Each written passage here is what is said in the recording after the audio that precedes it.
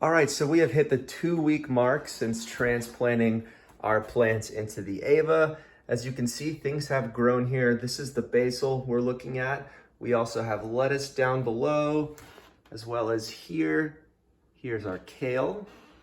And then up top, we have arugula. So everything's looking healthy. Everything is looking good. We've gone ahead and started some of the weekly or bi-weekly maintenance tasks. For one, we went ahead and added our nutrients directly into the reservoir, 10 milliliters of each, and replenished the water. Although after 2 weeks, we hadn't used anywhere near all of the water that had initially been added into the tank. We also checked the bottom tank, no salt buildup. The one concern we had is if you look in here closely, you'll see that there is some white substance that's starting to grow on some of the peat plugs. It may be difficult to see here up close, but we do believe that there's a little bit of molding that's happening, which isn't completely unusual. You can see it kind of there.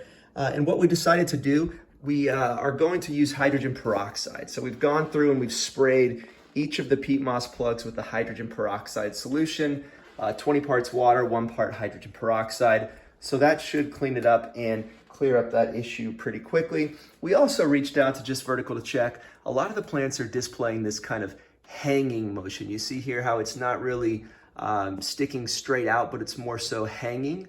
We were concerned that the stems were too weak to really support the plant, but for the ones we've chosen here, they reassured us that it's not really necessary to use any sort of stakes. So we're gonna see if those stems just strengthen up to the point where we don't need to add stakes, which is what we're hoping to do. So after 2 weeks, things are looking good. We're not really ready to harvest anything yet, but we're seeing a lot of consistent growth.